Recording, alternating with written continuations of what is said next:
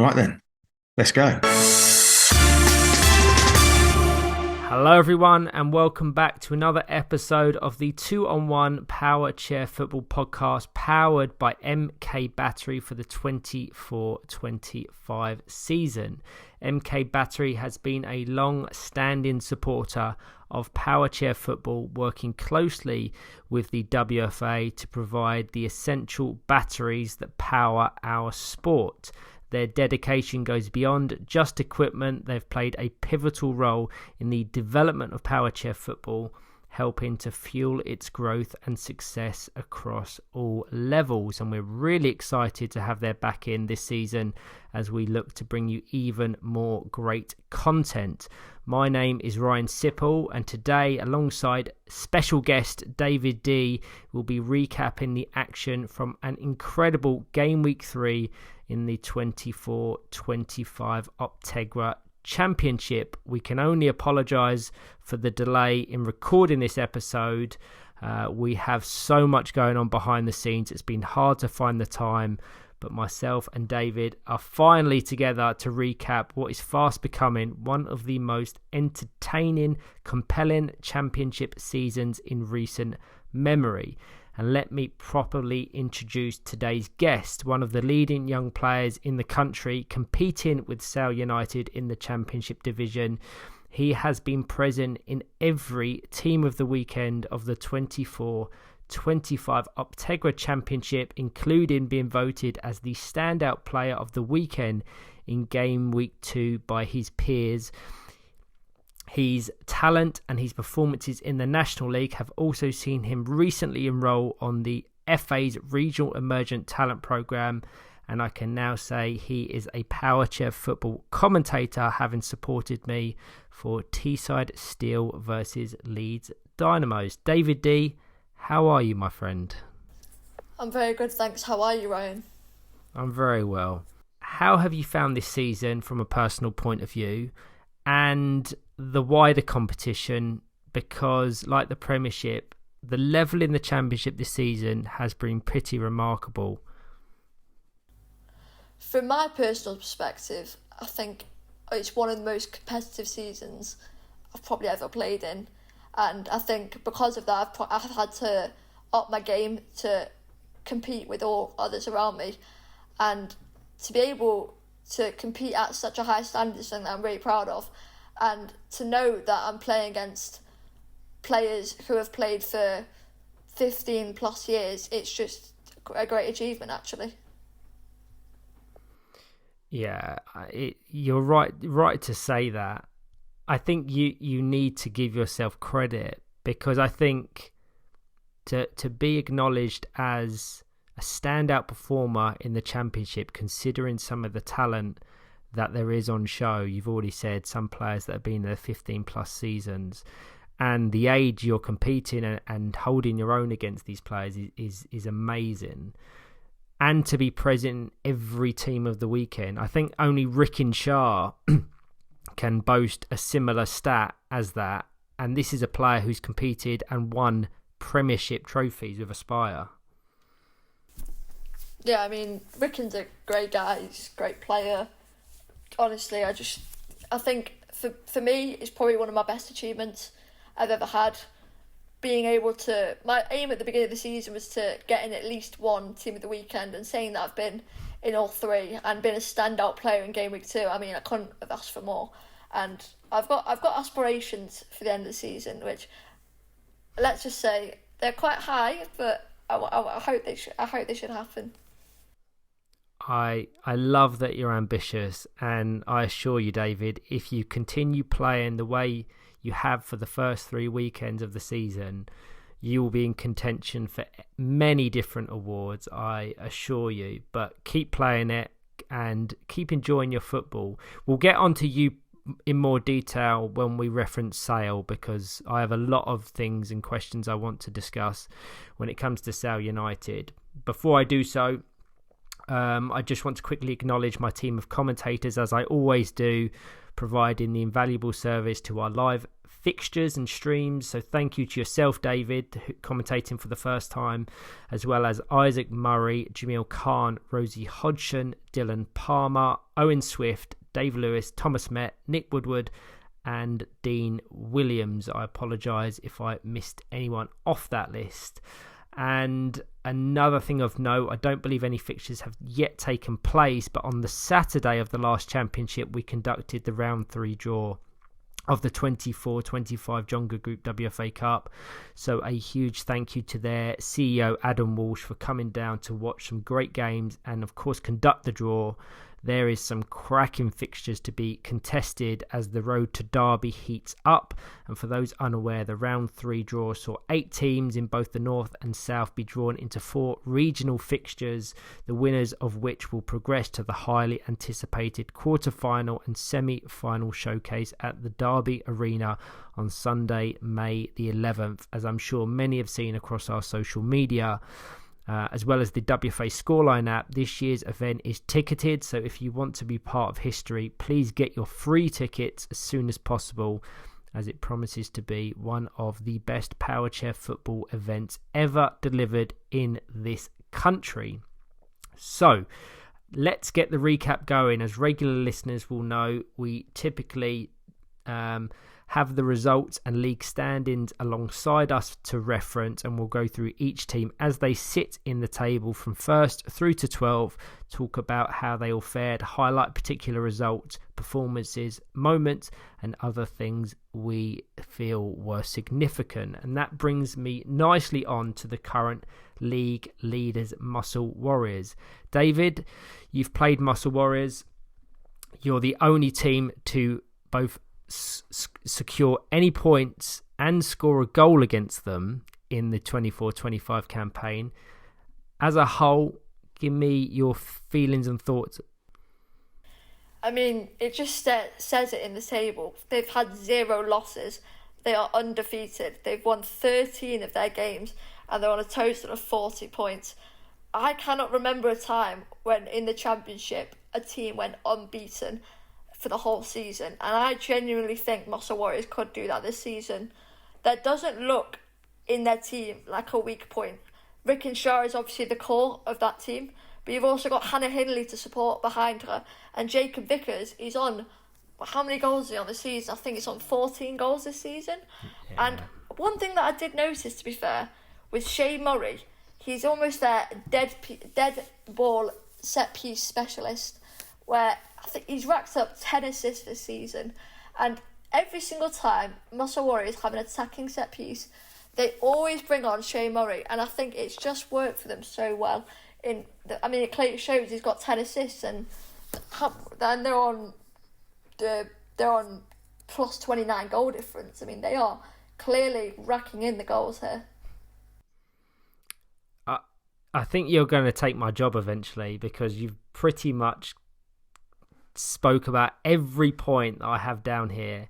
You're absolutely right to reference that, and Shay and Alan Murray's approach to games and to attacking set pieces is so unique. How I describe it is kind of an NFL American style football approach that they do bring Shay on and off to utilise his skill set in attacking set pieces. And it is working to perfection. You've already referenced it. Double digits in terms of assists on 10, which speaks for itself. But as a whole, the levels of consistency they're showing is absolutely amazing. They played 5 games. They won 5 games in Gameweek 3. 5 clean sheets as well. From a team that often struggled in seasons gone by to maintain that consistency and that form, and they've addressed it head on.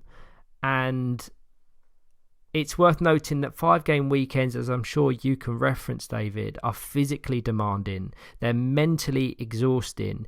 Yet Muscle Warriors, from their first game on Saturday morning through to the last game on Sunday afternoon, evening, they were just as strong to begin with as they did when they finished, and we have to make them clear title favourites, wouldn't you say?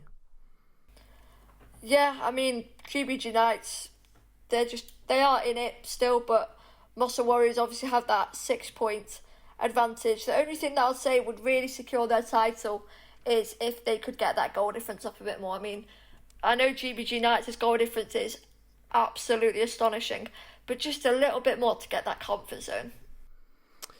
Yeah, I mean, you're right to point it out. Plus 51 GBG Knights, which is completely unprecedented. That's 4 goals a game, which is double that of any other team. But one thing you have to give Muscle Warriors credit for is the clean sheets they have. 13 this season, and they scored 12 without reply in Gameweek 3. So they are improving their goal difference ever so slowly, so in comparison to GBG United, that is. They've already surpassed their points tally from last season. So that was 37 points, and the year before 34 points, and the year before that 24 points, and they still have 8 games to play. So that hopefully tells you everything you need to know about the consistency they're producing. And as you've rightfully mentioned, Rickenshaw, the leader, Jacob Vickers has increased his levels and his performances to one that we've never seen before. And the young players in that squad, in Shea Murray, Stan Ball and George Shippey, are thriving because they've got a really nice feel and dynamic around the squad now. Yeah, I just think it's so good that they've got so many young players in their squad to be able to become and learn off like players like Rickenshaw, Hannah Hindley, even players like Mitchell Gosling. I know he's been playing for absolutely years. He'll of course pass on that experience to all of the younger generation, and hopefully they can become a great football talents in the future. Yeah, and just a last point on Muscle Warriors. This is a team in transition as well. You think that they've seen several key departures in the last year, whether that's Reece Mallet, Dylan Palmer. Recently, Parth Gakkwad left in the January transfer window to join West Bromwich Albion Throssels in the Premiership. So despite them departures, they haven't missed a beat, and they are absolutely loving life in the Championship. And as mentioned, they're title favourites, and it's on to GBG Knights now, who are second in the division. Faltered slightly in Game Week 2, that being the only team that can potentially chase them. I have to agree. I mean, if we are still focusing on Muscle Warriors, I just think the fact that they can so consistently keep their results going, and that they've not had really one slip up apart from against Surrey United, where we got a draw against them, and they've conceded. Well, how many goals have they conceded this year? I'm not even too sure, but I think they conceded a goal against us. Yeah, they conceded 1 goal against us. That's just a stat. That just hats off to Hannah Hindley and Rickenshaw there. I mean, the fact that they've conceded 1 goal in 14 games is absolutely astonishing. Yeah, I mean, I make Hannah Hindley the best signing of the Championship. Anyone that tunes in to this podcast, anyone that tunes into commentary of Muscle Warriors will know that I just love watching and commentating on Hannah Hindley. She is a sensational player, and she is the reason they're so proficient in attack now, because Rickenshaw has the comfort and the foundation behind him to really build upon. And that's not to do any of his former or previous goalkeepers a disservice. I know Mitch Gosling still fills in there, but Hannah Hindley is a real step up. Yeah, I mean, if Muscle Warriors, and no disrespect to Mitchell Gosling, he was a great goalkeeper for them, but if they want to go to the next level, Hannah Hindley's got Premiership experience, as she's played for 6 different Premiership clubs and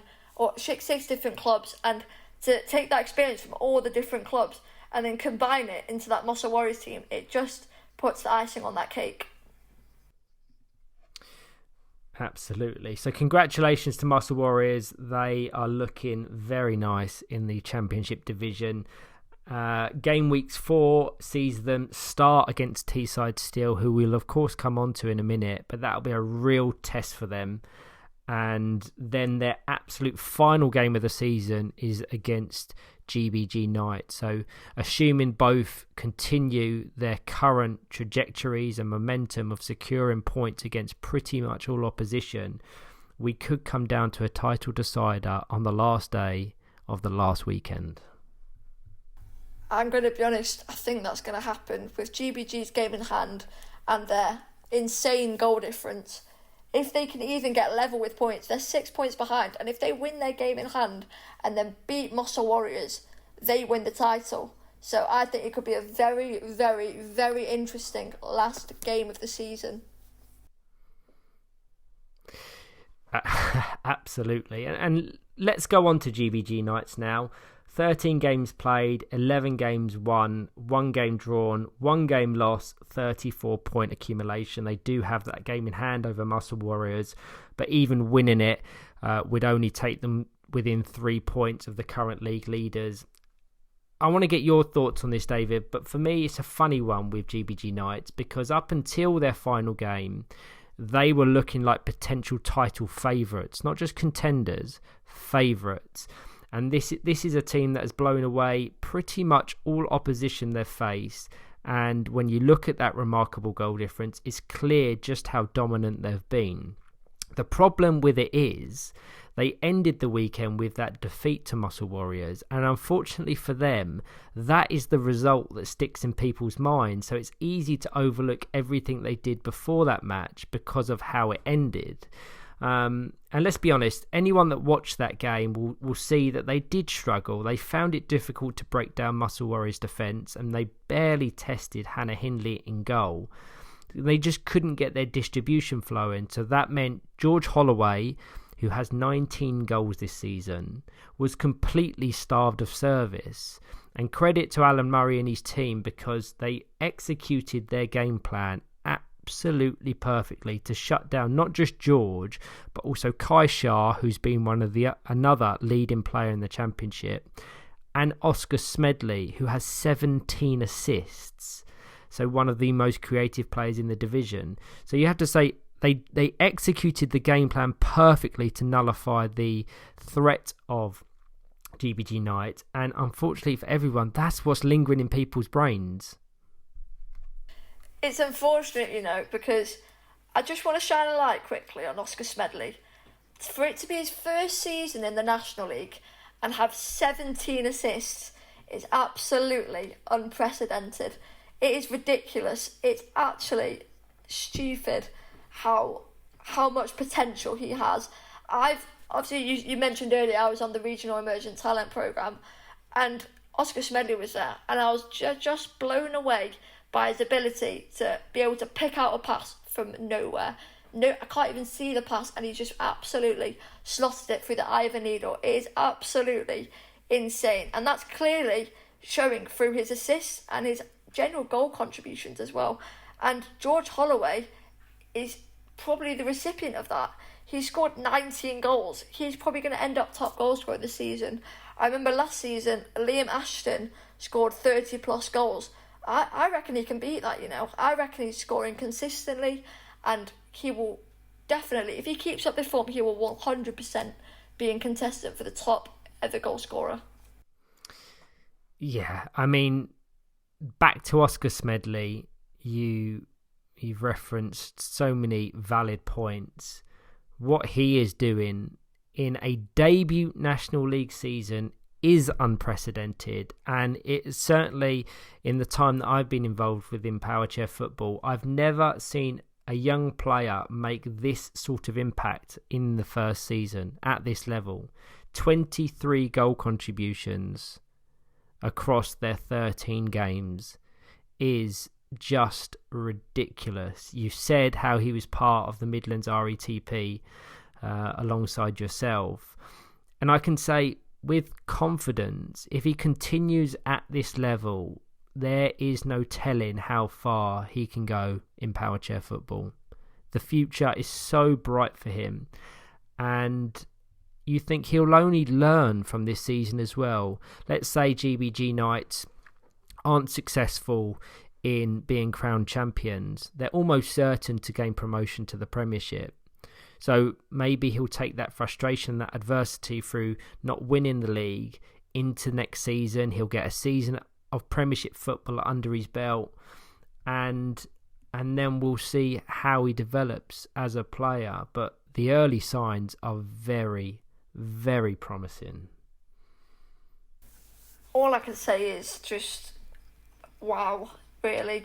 Just wow, because I remember my first National League season, and I think I racked up a total of 1 goal, and to have 17 assists is absolutely insane. And I think it's the support of his teammates around him. I know Kai Shah's got plenty of experience, and with that added experience of Reece Mallett and Jack Ewens, he's got the platform to just do anything. He could, if he put his mind to it, I genuinely believe he could play for England. I don't say that about many people. There'll be a person yet later in the episode that I will say that about, but I genuinely think he can play for England, and he's just showing it so early on in his career. It's just ridiculous. No, it's very promising. It's exciting times. Oscar, keep your head down, keep playing your football, enjoy yourself, and the sky is the absolute limit. But with GBG Knights, I did want to, obviously, a lot of the emphasis and the attention gets naturally drawn towards that defeat to close title challengers. But beyond that, 3 dominant wins, including an 8-0 win over Nottingham Forest, a 9-0 win over AFC Bournemouth Warriors, which shows they are an absolute force to be reckoned with. So if they can reverse that result against Muscle Warriors in Game Weeks 5 and continue blowing all opposition away, they will win the title on goal difference, because I don't see Muscle Warriors making up that difference. But there's so much football left to be played. I'm sure other teams in the Championship division will have something to say about that as we go down the division. But in Game Week 4, it's the objective is simple for GBG Knights. They will need maximum points, but it won't be an easy run. They play Villa Rockets, Manchester United and Teesside, who are 3rd, 4th and 5th in the league. So if they're going to do it, they're going to have to do it in style, beating the best teams in the division. But that is the beauty of competitive, high-level Powerchair football. Yeah, it's going to be a really, really, really tough weekend for them. But you know what? If they want to win this title, they are going to have to do it, no matter the costs. That they will. So that's GBG Knights. A lot of positives. Just that one blemish on their record. But that's far from disappointed when you consider just how good Muscle Warriors have been. So next in the standards, I'm very excited to get into Teesside Steel. 14 games played, 7 games won, 6 draws, 1 loss, 27 points. What a weekend, David, for Teesside Steel. 5 games played, 5 games won, 22 goals scored, 0 conceded. If you want a statement of intent, their goal difference skyrocketed from +2 to +24 in a single game week. I've just got 2 words to say to you, Ryan. Oscar Mulgrew has been absolutely outstanding. 8 goals this weekend from a midfielder. It's stupid. It's ridiculous. It's absolutely insane. He is by far the most deserved winner of that standout player of the weekend. He's guided his team through some really tough games as well. He had to beat Leeds. They beat Leeds Dynamos 4-0. Nobody beats Leeds Dynamos 4-0. I was commentating on that game. I was just blown away by Oscar Mulgrew's ability to calm his teammates down in tough moments and keep them going through the nit and grit. And to mention as well, Jamil Khan, he's got England experience. We know what to expect from him. He is genuinely, he's so good. He's so good. And that pairing as well between them, it just makes for a dynamic duo who, in my eyes, are the favourites to secure that playoff spot. Yeah, I mean, Oscar Mulgrew was just sensational. Voted the standout player of the weekend. It's not just his play as a creative force, but also his defensive awareness and the ability to support Isaac Murray. In terms of individual performances across the entirety of a National League game week, that was the best series of performances I've ever seen at championship level. And you have to wonder, has his development over the last 12 months been influenced by training alongside Premiership players such as Ed Common, Tyler Reeve, Mitch Tinkler? Because his game understanding, his awareness and the execution of his actions have just gone to another level. It was a remarkable step up in quality from him in Game Week 3. It has to be said. And as you've rightfully pointed out, a big part of his success was his chemistry with Jamil Khan. And that, for me, is what makes Teesside so fantastic.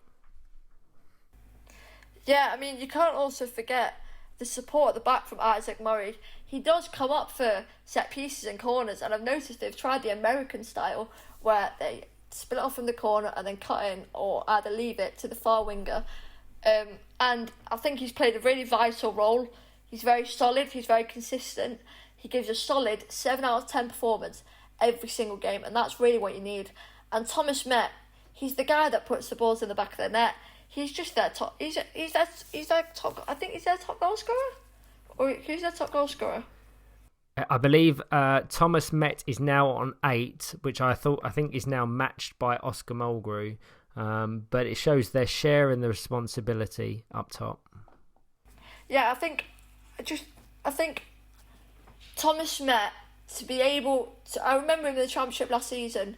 He's taken such a massive step up to be able to compete with his teammates and compete at such a high level in this National League, and he's really, really taken a step up.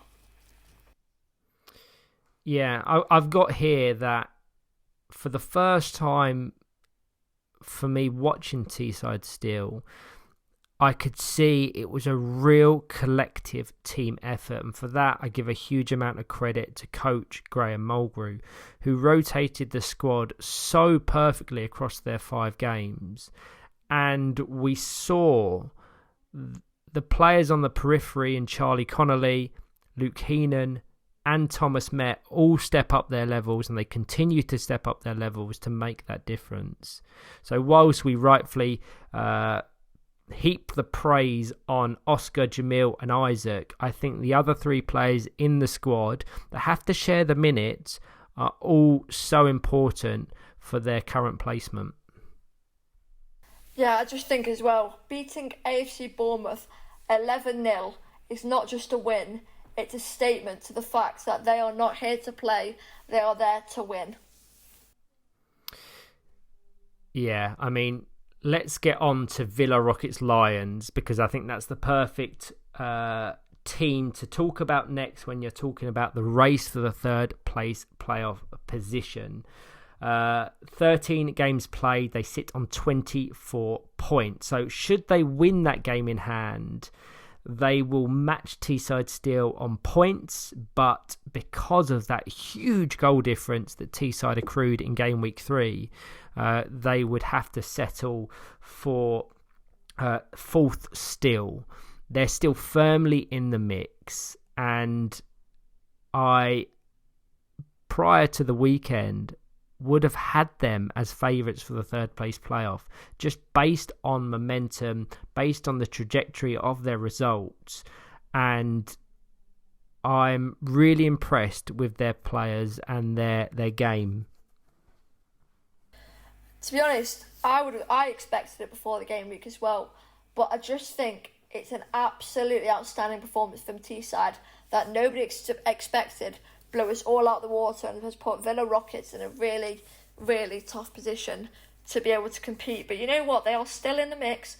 They are still there and they are still competing. And you know what? One little slip up from Teesside and they are right back there. And one thing that I've noticed about Villa is something that I really, really, really like to see. Another dynamic duo between Mason Hindley and Naglis Montvillas. Some of the stuff, but Naglis Montvillas in the team of the weekend, I remember playing against him against Villa. We lost 1-0 and it was just insane. His chair control, his ball control. I mean, it's clearly showed because he plays at international level. So I wouldn't expect anything less, but it's still an amazing spectacle to see. Yeah, Naglis, an absolute game changer for Villa Rockets. I don't think it's a coincidence that we've seen them go on this real run since he joined them in Gameweek 2. He's completely transformed the team. Not only is he an incredible talent, but I think he inspires the others around him. He lifts his teammates, and you can see the impact that he has on their performances. He has 8 goals in 9 games, so the influence is fairly undeniable. But alongside him, as you've said, Mason Hindley continues to be such a dominant presence in the centre, orchestrating play, controlling the game and leading by example.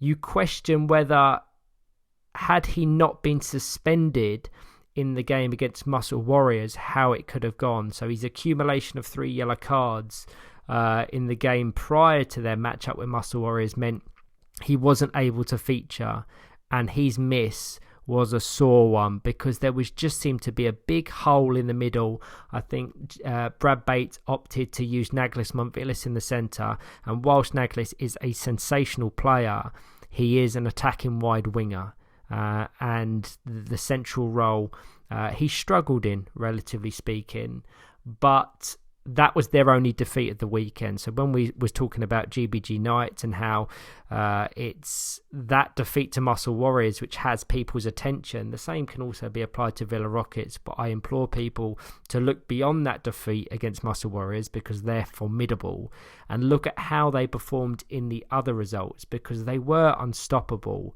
A 5-0 win over Leeds was the particular standout. Context will be applied later when we reference Leeds and their missing players. But looking ahead now to Game Week 4, Villa have a very favourable fixture list. The big one, of course, is their first ever meeting against GBG Knights, which will be a real test because they're yet to meet them in the Championship division. But aside from that, the remaining games all look winnable, and based on current standings, if they can build on their momentum, they could find themselves in pole position for that third place playoff spot. But it's a toss of a coin. Anyone can really grasp that third place playoff spot if they put together a real run of results. I do agree. I mean, looking at their fixture list here, they've got City, GBG, Dudley and Bournemouth. They are expected to win at least 3 out of 4 of their games, and it'd be a bonus if they beat GBG Knights. That GBG Knights game, I'm really, really, really interested in. I'll tell you why, because GBG Knights, they need to win every single game for the rest of the season, and so do Villa if they want to keep up with Teesside. So I think it's going to be a head-to-head match. Kai Shaw against Mason Hindley, Oscar Smedley against Naglis Montvillas. It should really be a showdown. Yeah, I'm really looking forward to that. And if one matchup wasn't enough, they meet them once again in Game Week 5. So consecutive weekends to contest against GBG Knights. But that's just the Championship division now. Any and everywhere you look, there's competitive, compelling fixtures that can define a team's season, and that's why you're seeing this raise in profile and why it's so exciting. So next in the standings we have Manchester United, and it was a strange weekend for Manchester United for me. They've lost a little bit of ground in their pursuit of the third place playoff. they had some assured, confident wins, but they also had some really disappointed, almost lacklustre defeats. Give me your thoughts on Manchester United, because as a player for Sale United, it's almost like a sister club. So you're probably very in tune with the inner workings, the players, the results, and no doubt you follow them avidly. It's a weird weekend for them because they've had good results. They beat Bournemouth 4-0 and they beat Dudley 3-0. And obviously they lost 2-0 to Mossa Warriors, but that's expected considering how good form they are on and the fact that some players could not be present in that moment. For example, Kieran Burns, who was at that point on Scottish camp for preparing for the Euros. Congratulations there, Kieran. Also Joey Levine, who could not make it as I was taking him down to the Gameweek and he unfortunately couldn't make that match. But the surprising one really for me is Hull, because on paper they are massive favourites to win that match, and well, they didn't, and I don't fully understand why. I think it was a mixture of a very good performance from Hull, and obviously with Harrison, is it Harrison Smith or is it? Harrison Smith, yeah. Harrison Smith's debut goal, and he obviously, it must be a very proud moment for him to beat a team in the race to become third position, and for him to score the winning goal, it must be an incredible memory for him.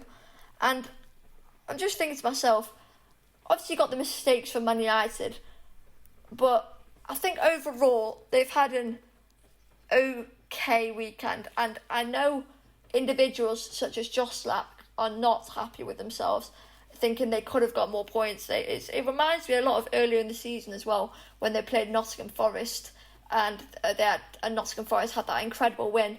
I think it's just like that. They were expected to win, but they couldn't get over the line, and they are frustrated with themselves. But there's still just less than half of the season left to repair those damages. Yeah, I mean, just to go back to the 4-0 win over AFC Bournemouth Warriors, I think the real talking point for me was Josh Slack in that one, who bagged a hat-trick. And we've often spoken about how underutilised he has been in attack, and how we've been desperately waiting to see him given the chance to play further forward. Well, this weekend we finally saw it, and he delivered. Pete Taylor made the tactical switch up, and I doubt we'll see anything other than Josh playing in that role going forward, because he was absolutely exceptional. And then the frustrating 1-0 defeat to Hull and East Yorkshire, as you've already said, they've played them twice this season, once in the league, which they won 2-0, and once in the WFA Cup, which they won 1-0. So you would just expect them to have the formula to get another win, but it just wasn't the case. So full credit to Hull, who dug in to grind out a massive result for them. We'll get onto them later in the episode, but that result will mean a hell of a lot more to Hull than it would have Manchester United. One major issue they are facing, if they're pushing for that playoff spot, which we've spoken about a few times, is that goal difference. Compared to the teams above them, it's far inferior. So if they want to really challenge, they need to better their rivals in terms of point accumulation, because they won't win a tiebreaker on goal difference. Yeah, I also want to mention players like Joey Levine. I think especially in that Dudley game, where he had to fill that void where Josh was in the middle, I thought he had an absolutely outstanding performance and made some incredible saves. And I think, to be honest, I think he's found his position. Yeah, absolutely. Game week 4 is a big one for Manchester United, and I mean big one. They take on GBG Knights, Villa Rockets Lions, and Teesside Steel. So 3 of the top 4 teams in the division. But as we've said, for the teams above them, if they want aspirations of challenging for one of the Premiership spots. And just for a little bit of context, the top 2 teams in the 12-team division are automatically promoted to the Premiership. Whoever finishes third will be placed in a one-off playoff game against whoever finishes 10th in the Premiership. So they still will have aspirations of that, although unlikely. But never say never in Powerchair football. This season's National League has amazed me on so many levels, so I've learned never to assume anything. Next in the standings, we have West Bromwich Albion Dudley. Give me your thoughts on Dudley from Gameweek 3, David. Well, looking at the results here, they beat Forest 2-0. They obviously lost to United 3-0, and they beat Leeds Dynamos 2-1. Beat City 1-0 and lost to Teesside. Overall, they've got 9 points out of a 15-point game weekend, which, on the face of it, is very, very, very good.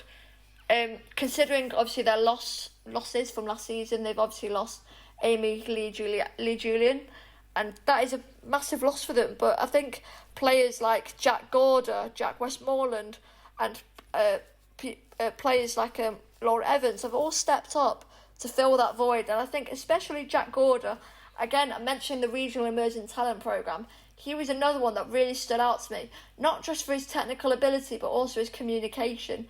And I think that can be a really, really valuable skill. Yeah, you've said the 9-point accumulation really impressive, which sees them bump up to 6th in the league standings. Fantastic wins over Manchester City, Leeds Dynamos and Nottingham Forest. What I find most interesting about the team is how they are gradually adapting to the coaching style of Dave Lewis and Matt Gilbert, and these are 2 of the leading players in the country. And they're clearly learning under that leadership, and the players are benefiting from the experience of having 2 of the best tactical minds in the league guiding them. A player who I believe deserves a lot of credit, certainly from the games I watched, is Amy Sherman. She looked so dangerous every time she was on the court, and even the matches where she wasn't involved, Dudley seemed to struggle. I know she opened the scoring against Leeds Dynamos. She was then brought off through some chair-related issues, but once she was reintroduced to the action, an immediate impact.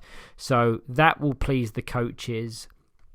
One of the biggest challenges for Matt and Gilly is managing the squad. They've got 8 players at their disposal, and we all know how difficult it is to ensure everyone gets sufficient game time while keeping them competitive at the same time. So right now, I don't think they've quite figured out what their best squad is. But despite that, you've mentioned some of the players, Jack Gordon and Jack Westmoreland. The latter, Jack Westmoreland, really brilliant. The first time I've properly watched him play in the centre, his positional awareness, his maturity has improved so much over the last 12, 18 months. And that role is his now. And it's really refreshing because there's so many teams within the Championship that if you look at their central players, they're young, exciting, bright prospects. You are one of them. Like, playing in the centre at the age you are is so impressive when you're coming up against players that are 2 times, 3 times your age, which shows your maturity, but also shows the development of the sport as a whole. That players at 13, 14, 15 years of age have the level of maturity and the psychological skill set to ensure that it doesn't overwhelm them, which you could accept being the case because it's so demanding, the National League Championship. It really is, and from my perspective as a middleman, I just think, why not? It's, for me, the funnest position, as you're the most involved in the gameplay. You are clearly the one calling the tempo, changing it, slowing it up, slowing it down, speeding it up. I find it the most enjoyable, and I'm sure I can speak for all the young talent or even anyone that plays the middle position for their club. Yeah. So congratulations, Jack Westmoreland. For Dudley, I think a playoff spot is out of reach now, so I would challenge them to push for their highest possible league finish, and in these final 2 game weeks, really look to build on the success they've had, look to solidify a starting 4, and see where it takes them. Because once Dave Lewis and Matt Gilbert really start to get their ideas across, I think we could see them challenge for titles. We can see teams towards the top of the championship standings, most notably Muscle Warriors and Teesside Steel, who have always been in and around the middle pack but never really challenged towards the top. That should serve as the example for your West Bromwich Albion Throssels and your Villa Rocket Lions to say, if you get the formula right, you can really challenge. Yeah, I have to agree as well. I mean, we forgot to mention players such as Lewis Marshall, just a consistent, again, I know I'm repeating myself, but a consistent 7 out of 10 every single game. It's so invaluable. It's so good. And I've played alongside him before when he was at Manchester United, and he had so much talent. And I genuinely think he's genuinely helping WBA Dudley as much as he possibly can. And I think it's clearly showing in their results. Absolutely, it is. So we progress to the next team in the standings, one that I'm hoping you can provide a fantastic level of insight on. Sale United played 13. They have an 18-point accumulation, so 1 point behind West Bromwich Albion Dudley. Before I pass over to you, I just want to take a moment to say Sale United are probably my favourite team to watch in the Championship division.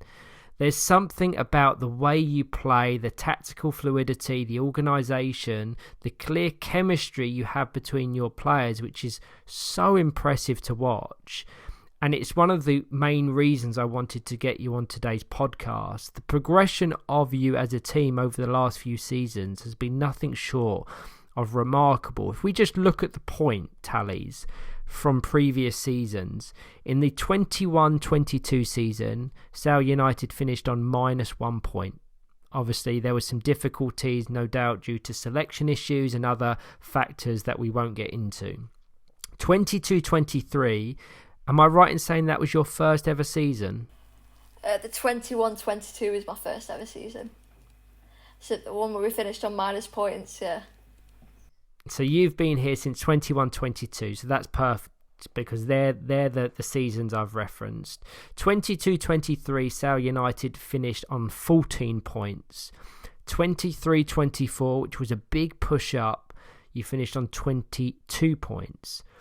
Currently, after 13 games, you sit on 18 points with 9 games to be played. That means you are well on course to break your National League points record and just shows the positive trajectory the club is on. But from the outside looking in, numbers like that, I want to know from inside the club, how has this season felt for you as one of the star players? I think it's felt like a restart. It's felt like a refresh, considering the departures of Thomas Pettigrew, Sam Turner, Shannon Smith, obviously to Manchester United, and I think it's a new start. Obviously, you've got the core, or you've had people joining as well, like Jake Hudson, and you've you've had Joey Levine leaving to Manchester United in the January transfer window. I think it's been a real change, and I think obviously we've had Jake Hudson obviously take on a player coach role. He's joined us from Manchester United, and I think it's just one thing that I find really special about this club, and why I always, no matter whichever club that I play for, I'll always have a soft spot for Sale United because of the culture, the community, and just the nice feel and atmosphere around it. I've known Jack Hassan for donkey's years, and I think that obviously helps us for just the way we played, knowing each other inside out, our fluidity. I know you've commented on many times in our commentary how we almost seem to interchangeably know when someone's gone out the middle and to rotate inwards. And I just think that's so special about this club. And we've got the solidity from Jake Hudson at the back, which is something that allows us to move forward on the pitch, that allows us to advance up the pitch, and allows us to almost not play a 4 out, but almost squeeze them in. Obviously, we've got, say if we're playing bigger and stronger teams than us, such as Muscle Warriors and GBG, obviously most of the game we're going to be pinned back defending, but I feel like we have such a strong basis at the back from players like Jake Hudson and Jack Hassan defending fantastically, and I think that allows us to have that confidence to move forward and then obviously attack and get goals. There was one game this weekend where we didn't score a goal, and that for me is really impressive. I think we're on 0.96 average goals per game this season. And I also want to mention one player that I had in mind who, when I said could play for England one day, it is Mason Davies. He came to this club 6 months ago.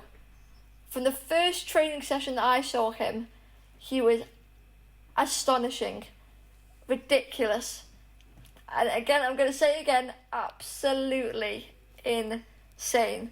Full spins were literally like butter to him.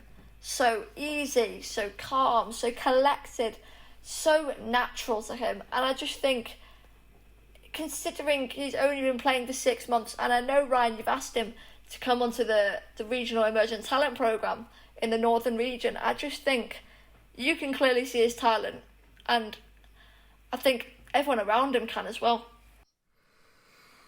Yeah, I'll get on to Mason in a little bit, but just a few points that you touched on. First of all, I'm convinced that you've got access to my podcast notes, because every point you make, pretty much word for word, is what's written down here, which means I'm having to think on my feet to make sure I'm not repeating you. But I will re-emphasize the success and the connection that you and Jack Hassan have.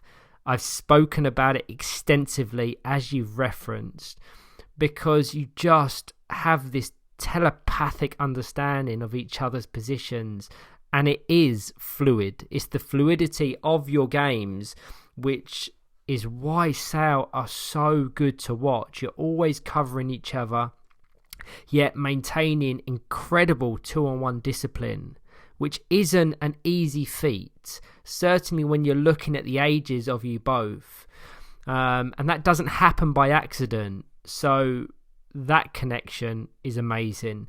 On to Jake Hudson. There's another who can often be referred to as the unsung hero, whether that's of the squad or a weekend, playing some of the best football of his career. Goalkeepers rarely grab the headlines. I've literally just finished recording a Premiership Gameweek 3 recap, and it was a big talking point amongst myself and Greg Baxter, just how crucial goalkeepers are to team success, yet they often don't get the credit they deserve, and Jake absolutely falls into that category. So congratulations to him. And on to Mason Davies. We had the pleasure of commentating alongside one another during Game Week 3 of the Championship, and you essentially said to me, watch Mason Davies. I'm telling you now, he has all of the ability, all of the potential to go to the very top. And it's one thing to have the potential, it's another thing to show it. He's now the youngest player competing in the Championship, and to come in what is only his second ever weekend. I think that was his first ever full weekend of football playing for Sale United, and to provide a creative spark, to be a goal threat. He's off the mark now. Shows that he does have, not only has the potential, but he can implement it and show it. When it's safe to say that the Championship and the Premiership, for that matter, they are pressure cookers. There is a level of expectation attached to those divisions because this is the elite side of Powerchair football. This isn't participatory. This is performance-based. This is where you have to come and perform at the highest level because we want this sport to be regarded as elite. And that means our divisions, whether Premiership, Championship, our cup competitions, are regarded as such. So for him to come and not be overwhelmed by that expectation is remarkable. And if what we saw in Gameweek 3 is a reoccurring trend, yes, it will be a very exciting future for that young man. We've got him set to attend the trial day for the North Regional Emergent Talent Programme. So I'm really excited to coach him and see what he's about. But based on National League performances in what probably was only his fourth or fifth, he's probably only played 4 or 5 games at that level, shows that the future is incredibly bright for both Mason Davies and Sale United as a whole. Yeah, I also want to take a special mention to the people who stand on the sidelines as well. My dad, Jonathan Dee, and Jake's dad, Mark Hudson, they play an incredible role at just being there, motivating us at half-time when we're 1-0 down, just getting that little bit of energy, getting that little bit of spark inside us, lighting that fire to ignite it, to let us just go out and perform the best. And I think that was clearly shown in that Nottingham Forest game, where I'm going to say it from my personal perspective, I think we were very, very, very lucky to come away with a result from that game. Obviously, had the own goal from me, very good from me. I think Jack Hassan, great performance from him, both the goals, and that half-time team talk I'll remember for a long time. Because Mark Hudson basically said to us, you're not playing well, you can do so much better, so show me it. And that is what Jack Hassan did, to be honest. And you obviously had the luck in the last minute of the game of of us getting the penalty. But, you know, that's the nature of the game. It does involve luck. But I just want to also highlight something from Nottingham Forest in that game. Gary Meakin made an absolutely outstanding pass, which split the defenders. And I know it's not on the topic of Sale United, but I just wanted to quickly mention it because I thought it was really, really good. We'll touch on it a bit later when we talk about Nottingham Forest. But that is my overall view. I'm sure we will. On the topic of that Nottingham Forest win, albeit a very close one, again, it's so important when we do these podcasts to apply the context. And that was your 5th game in a grueling 5-game weekend. It's very rare that teams can perform from the first game on a Saturday to the last game on a Sunday if they've got a 5-fixture weekend. Ultimately, the most important factor is you came away with the 3 points. And it's worth noting that for me, Sale United are the only team that has really troubled any and all opposition they've faced, and that includes GBG Knights and Muscle Warriors. You gave them both a really tough game, and as we've already said, you're the only team to take points off Muscle Warriors and the only team to score against them, which is a fairly remarkable feat when you look at their results and how formidable they've been. You also gave GBG Knights, arguably, beyond Muscle Warriors of course, their hardest game of the season. And what makes that all even more impressive is that all of your defeats this season have only come by a single goal, which tells you everything you need to know about that defensive solidity and that organisation and that togetherness. And no matter the opposition, Sale United are always competitive, and that is why I said at the top that they are one of my favourite teams to watch, because I've watched your development for so many years now.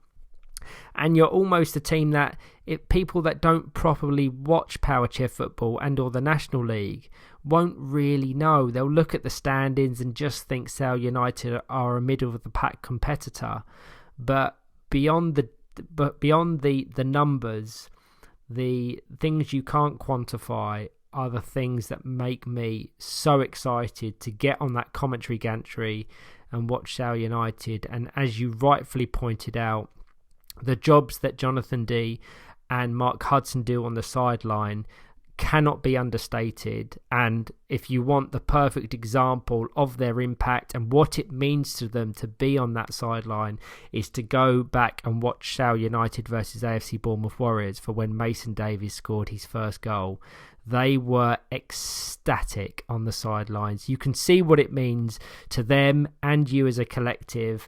And I'm really excited to see where you go going forward. That you're in the middle of the pack. You're well safe from any of the jeopardy spots at the bottom. You probably haven't got enough to make up on the teams above them, but you can aim for your highest possible finish and ensure that when it comes to the conclusion of Game Week 5, you can all pat yourselves on the back and say that was our best season ever. That's the aim. That of course is the aim. We want to better ourselves season by season, and of course we have aims for the season ahead and the season ahead. But right now we are focusing on the season right now, and if we can keep improving at the rates that we are, the sky's the limit. Absolutely, it is. So a fantastic recap of Sale United. Excited to see them in Game Week 4 already. The team below them is that of Leeds Dynamos. 12 games played, 16 points to their name. Should they win that game in hand they have over Sale United, they will leapfrog you in the standings, and they will also leapfrog West Bromwich Albion Dudley. So whilst they had a really challenging weekend and lost significant ground in the race for third place, again, we have to apply the context. You cannot look at the results alone. And the biggest factor behind their struggle this weekend was squad availability. They were missing 3 key players, Jack Humphreys, Seb Copeland and Hayden Lambert. And in a 4-a-side format of the sport, that is absolutely massive. Losing 1 player is 25% of your outfield squad, but losing 3, that's the kind of thing that turns a title challenging team into one that can battle towards safety at the bottom. You were talking about how they've got a game in hand, and it should be very interesting because the very beginning of the next game week, guess who they face? Sale United, who well, obviously, from my perspective, not want them to overtake us. But touching on the fact that they have had a very weakened squad, Jack Humphreys and Seb Copeland and Hayden Lambert, to miss 3 out of 4 of their starting players is absolutely massive, huge, and just so unprecedented and impossible to deal with. And I feel a bit of empathy for them almost, because they can't control how many players they have at each game week, and it's just really unfortunate because I had them down as, to be honest, at the very beginning of the season, I made my own predictions and I thought they were going to finish in the 3rd place spot, but unfortunately that hasn't happened due to unavailability from their team, obviously. I did the exact same thing, David. I had them as finishing 3rd in the division, and even prior to Game Week 3 kicking off, I would have still leaned towards them as being the favourites for that because of the strength and depth they had. But let's not focus on the negatives. It was a challenging weekend where they secured 3 points from a possible 12. Let's focus on the standout performers. Liam Chadwick, as always, a real source of positivity in the centre. Distribution, pressing, awareness, excellent. And when you look at players in the division, he has to be considered as one of the best distributors of the ball. The issue at the weekend was the service he provided the wingers, Jack McNaughton and Benjamin Robertson, it just sadly wasn't capitalised on. They had chances, but the wingers' attempts just didn't threat the opposition goal, which ultimately hurt them in terms of their results. A big tactical shift saw Reece Stewart playing goal, a very new position for him, certainly in games that I've watched them in the past, and it was a real baptism of fire for him. But ultimately, these challenging experiences will only help him in the long run.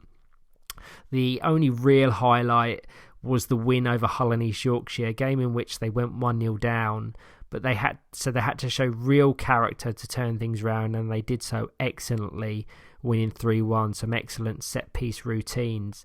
So whilst we're naturally drawn towards the losses and the negatives from Gameweek 3 for Leeds Dynamos, it's important to apply that context, because I assure you, you had Jack Humphreys, you had Seb Copeland, you had Hayden Lambert to that squad. They do not lose them games. I just have to agree with you. There's nothing more I can add to that. It's just a really unfortunate, unpredictable situation, and all they can do now is just focus on the next game weeks, getting as many wins as they possibly can. I know teams will want to stop them, but, you know, they've got character. Jack Humphreys, he's got character. He's got Premiership experience. And for their sake, I hope they can finish the season on a high. Yeah, looking ahead to Game Week 4, the first hope will be that they have all of their key players back, and they have a mixed set of fixtures. You've already said about the fixture beginning with Sale United. I'm going to make sure I'm commentating that one. There's no doubt about that. I'm really excited for the prospect of Sale United versus Leeds Dynamos. And then they play AFC Bournemouth Warriors and Manchester City, two very winnable games based on the current standings, before they face league leaders Muscle Warriors and then Nottingham Forest. So a busy 5-fixture weekend. They will want to ensure that they have more than 4 players at their disposal, because that would be incredibly tough on the squad. But with Lewis Harris and Dan Rigby as kind of the coaches guiding them from the sidelines, I have no doubt that they will bounce back. And this is a team that at full strength is capable of competing with anyone. Yeah, I mean, from the experience of obviously Lewis Harris got the standout player of the weekend Premiership award twice in a row actually, which is incredibly impressive. And under the experience of both of them, Dan Rigby and Lewis Harris, they can do anything. They really can, that squad. And I hope young players and can just learn. Young players in that squad can learn from them and take on that experience and just obviously progress the game even further. Absolutely. So we're making some real good progress in our recap of Game Week 3 of the 24-25 Optegra Championship. In 9th position, we have Manchester City, another team that has developed significantly over the past couple of seasons. The youngest squad competing not just in the Championship, but in the National League as a whole. And they are growing, they are developing, they're maturing every single game. Give me your thoughts on Manchester City, David. They're a squad where the potential can be so high if they put their mind to it. They're all so young. If you look in particular at Sebastian Spink and Oscar Spink, they were in the Sale United Academy at one point, and I just think they showed real signs of promising, and they show still real signs of promising at City. And I just think they need that little bit of maturity, that little bit of experience, and they're on their way. They're on their way to compete as a great, solid team in the National League. And I just want to shine a light on Jay Pixton. For me, he's been one of the most outstanding keepers this season in the whole of the National League Championship. His performances are so good every single game. His distribution, his dribbling, his calmness, his just almost, I don't want to use the word tranquility, but it is tranquility at the back. He's just so, just almost zen at the back. Like, he's not phased if an attacker is chasing him down, and I think that allows Sebastian Spink playing in the middle to push higher at the pitch. And I remember Surrey United playing City this weekend. I also want to shine light on Stephen Miller-Whittaker, who really, for about 5 minutes in that game, gave us a really good run for our money. He persisted on Jake Hudson and Jack Hassan constantly, making it really difficult and almost sneaks out of the line, to be honest. And that would have been a really, really, really interesting game if that ended up happening. And James Simpson as well, so young, but their top goal scorer for the season. His dribbling is something I want to point out. He's got such good control of his chair. He knows exactly where the ball is, and he makes good contact with it 90% of the time. And that is absolutely incredible. Yeah, just on a few points that you've raised. Jay Pixton, you said about the zen. He is such a calming presence and doesn't look overwhelmed. He's got laser focus. And due to the nature of Manchester City and where they are in the standings, they do absorb a lot of attacking pressure from the opposition. But despite that, they stay calm, they still stay well structured and well organised, and that's one of the biggest developments we've seen in their game. They're a squad that rotates a lot in terms of their outfield players, so what they'll use in one half they'll completely alter in the second, but Jay Pixton is always the constant. He will never typically be subbed off. So the onus is on his central pairing to come in and ensure there isn't that dip in quality. You've referenced Sebastian Spink. What a fantastic young player he is.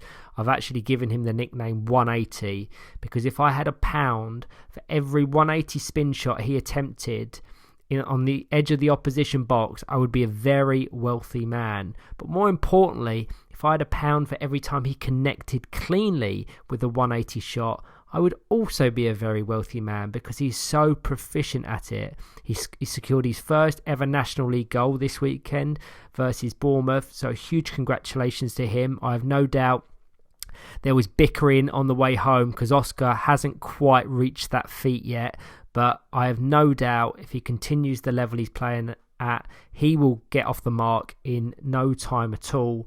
James Simpson, I've said that Sebastian Spink's got the nickname 180. James Simpson is the poacher. Always finds himself in the right place at the right time, and the majority of Manchester City's points this season have come through his goals. So they owe a lot to him for where they are in the table, and they've got a degree of comfort over the teams below them. It is relative, of course, but based on Manchester City and how they've performed in this season and last season, you have to give him full credit. But in Gameweek 3, they were unfortunate in facing the two faultless teams in Teesside Steel and Muscle Warriors. And whilst they lost 2-0 and 3-0 respectively, when you consider who they're up against, they're actually pretty remarkable efforts from their young squad. They've already surpassed their 23-24 points tally by 3. And with 2 weekends left to be played. And they've also matched their goal tally of last season. So that surely shows the progression they are making. A team on the rise, and I have no doubt if they continue on this path, we will be looking at an even bigger force next season. I think you also have to take into consider the actual equipment that they're using. The vast majority of their squad, I think for the exception of Kareem Ali, are all using equalisers. And equalisers, I've had one for many, many, many years. And I think they're very, very solid chair, but nothing can beat the strike force. And that's obviously going to hold them back. So we just have to take that a bit into consideration when looking at their results. I know from I started this season off game week 1 in my equaliser, and then from game week 2 to game week 3, I think the difference from game week 1 to game week 2 was clearly showed as I got standout player of the weekend award. I just think it's such a difference, and it makes such a difference in performance. The react time is so much quicker, and the equaliser is such a solid chair. When you want to get to that next level, you just have to take that next step. Yeah, absolutely. We will see how Manchester City fare. There's not necessarily jeopardy spots in the Championship. The bottom placements in terms of the playoff structure is all determined by how many teams state a preference or an interest of competing for one of the National League spots in the Championship. So at the moment, they're safe. They may be drawn into a playoff kind of competition, depending on that factor.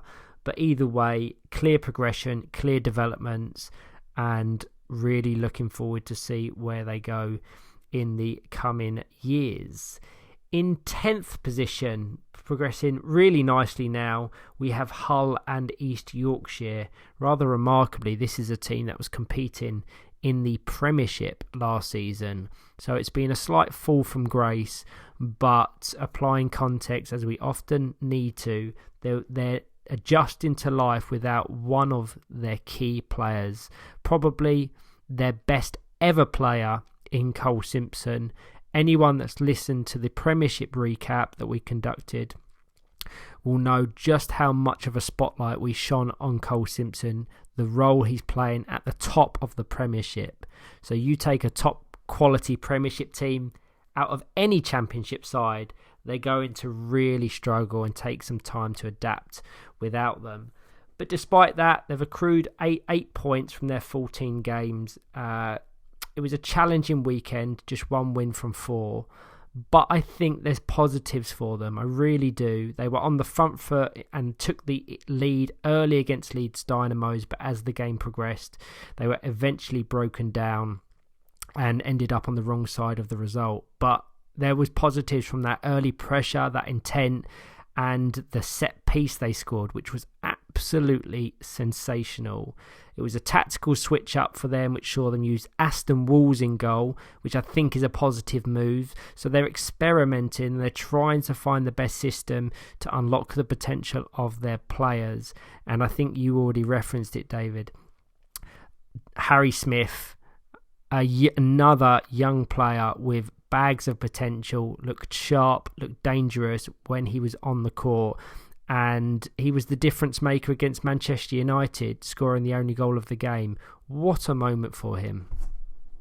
That's got to be one of the upsets of the season. The only other one that springs to mind when thinking about upsets is the Forest against Man United score, which I'm not going to go into too much detail, but was really remarkable from a Forest perspective. But Hull as well, they are about, I think they're 13 behind. They're 13 points behind Man United, 5 places behind them, and I just think that is an absolutely incredible result for them. And without that result, they would have been right in the mix in the relegation zone. So that, Harrison Smith, a round of applause to you for really helping your squad out in your relegation. Or hopefully not relegation pursuits. Yeah, I mean, just looking at the fixture list for game weeks 4 and 5 of Hull and East Yorkshire, it's fairly bleak viewing. They play several of the Championship's leading sides, but my eyes are drawn straight to that Nottingham Forest fixture in May, as well as that AFC Bournemouth Warriors fixture in April. So if you're Hull, you need to look at them as an opportunity to secure 6 points. And I think 6 points from their remaining games, based on previous stand-ins and Championship seasons, will be enough to ensure that they are clear come the conclusion of Game Week 5. I have to agree. They just got to beat the teams around them. This division's almost split in two. The upper half and the lower half. The upper half's probably slightly bigger than the lower half, but in the lower half, you just got to beat the teams around you. You just have to win, and you will survive. Our penultimate team in the Championship is Nottingham Forest. 14 games played, 7 points gained. It was always going to be a tough weekend for Forest, and unfortunately the fixture list did them no favours. They faced several of the leading teams in the Championship, which meant there was never an expectation to pick up many points.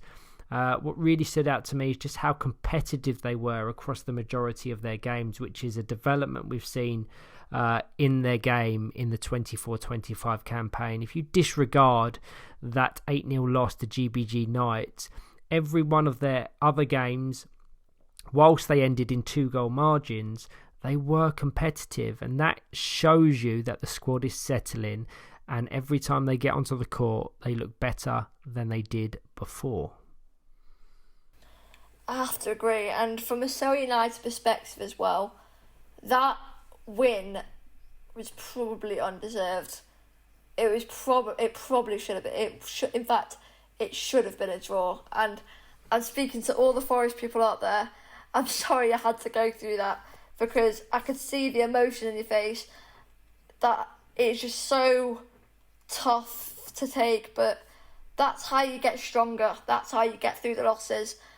Speaking from a person who's been in a Surrey United team that has finished on -1 points, tough times end, and brighter. There's always light at the end of the tunnel, and don't take this game week into consideration, because you played very, very, very well consistently, excluding that GBG Knights game, which is just what GBG Knights do. They score and they score and they score. You just have to say, just well done. Well done. You've already highlighted a moment of magic from Gary Meakin. I think it's right to also spotlight some of their players. We've referenced the Regional Emergent Talent Programme a couple of times in this episode, David. And being a current participant on the Midlands-based RETP, you will know that, and you would have played with several of the Forest players. So having the pleasure of coaching them, I know that there's potential in this group, and it's just about unlocking that potential. So you've got Finley Cooper, you've got Riley Priestley, and you've got Ben Rogers. You were there, David, and you will know one of the standout highlight moments I'm going to reference here was Riley Priestley producing one of the most sensational two-touch 180 assists during that session in Stoke, and how you cannot fluke something like that. And there was moments of magic from Finley Cooper, who has bags of potential, and likewise with Ben Rogers. So if they can get the formula right and continue to develop, again, this is going to be a really exciting side. You took the words out of my mouth there, Ryan. I just think 3 out of 7 of their squad members are playing in the Regional Emergent Talent Programme. That clearly shows to us, as a watcher of the National League, that this squad has so much potential and it's so young. And I think players, especially players like Gary Meakin, who have got those years and years of experience, have to show it to their players, have to guide them through, have to make sure they are going on the right path to success. Yeah, I mean, with that experience, and the message to the coaches would be, the challenge is simple: harnessing the talent that they have and bringing it to the National League stage. If they can do that, I really have no doubt that they will climb the table over time. And this is a team that's building, and while results may not reflect it just yet, the signs of improvement are unquestionably there. So for me, it's a congratulations to Nottingham Forest. It's excitement, it's anticipation, not just for the remaining weekends of the 24-25 campaign, but beyond, because sometimes these things take years to develop and cultivate, as referenced with Sale United. I think also you have to take into consideration that they have lost key figures such as Aston Walls, who have played such a prominent role in their squad. And with that come with opportunities, players rise, and I think Ben Rodgers has clearly taken to that role of that central. And I've seen it in the National League, I've seen it in the RATP. He has got so much ability. His vision, his distribution is something that I referenced earlier with Oscar Smedley. I thought was absolutely excellent, and I just think if he can utilise that and just move it, pick the right option, pick the right pass, I think genuinely he could be a very good player. I agree completely.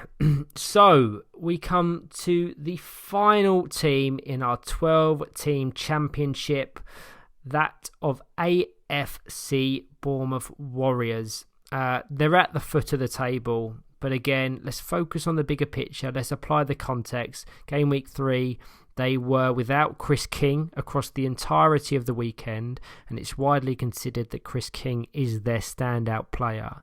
And on Sunday's round of fixtures, they were out without Ryan Skinner, meaning that it was a squad of 3 to contest some really tough, grueling fixtures. It's easy to just look at their record and see the defeats, but the reality is almost every game they are pushing themselves to be more competitive. There's a clear determination. Adam Sevenoaks won the unsung hero of the weekend, and rightfully so, put in a fantastic shift. And there is something you can never underestimate, is a team that's trying to find its feet and is determined to do better. Give me your thoughts on AFC Bournemouth Warriors, because whilst it was really tough for them, that was clear and evident to see. If they win their game in hand, they go joint on points with Nottingham Forest in 11th, and then are just a point off safety. So whilst it's fairly bleak viewing, they can turn their fortunes around with a bit of good luck. They really could. I mean, Chris King is obviously an absolutely vital part of their squad, and of course, with 3 players, especially without Ryan Skinner and Chris King, it's always going to be tough. You've got players such as Roxy Berry coming through from the young ranks. I don't think I've ever seen her play in the National League before, but she looked quite promising. Her hits were very consistent. She seemed to hit the ball quite cleanly and quite well most of the times, and I did just think she's got a spark in her, and I quite like that. And to mention Adam Sevenoaks as well, I think he 100% deserved the Unsung Hero Award, just for his commitment to playing, his always got a smile on his face no matter the results. You just have to keep that positivity going when you're not doing so well in this season so far, and I think he clearly exemplified what it means to just have a smile on your face the whole time. Yeah, I think you've got to try and focus on the positives, and there is some. I would say their defensive structure and organisation has improved significantly. They're obviously on the receiving end of a lot of attacking pressure, and that has meant that Dakota Hannum and Adam Sevenoaks have to have a fantastic connection and chemistry. They're harder to break down now, and whilst the scorelines might not necessarily reflect that, you have to apply the context of some key players being absent. They have naturally struggled going forward. They haven't scored since November, but it's all about the small progressions and taking the lessons from each weekend and continuing to develop. And if they stick to the process, the results will eventually come. So the resilience and the determination of AFC Bournemouth Warriors is commendable. And you have to give them credit that despite the circumstances and the adversity, they continue to challenge and go for it in every game. That Manchester City game I was actually commentating on, and whilst they only had 3 players, they were committing 3 players forward. They were looking to score, and that of course leaves huge vulnerabilities in behind. So it also shows they have bravery to add to that mix as well. I think when you're down to 3 players and you're playing against a team of a higher position, you've not really got much to lose, and I think that's the attitude that they were thinking. And why not? You want to score a goal. It's so enjoyable to score a goal.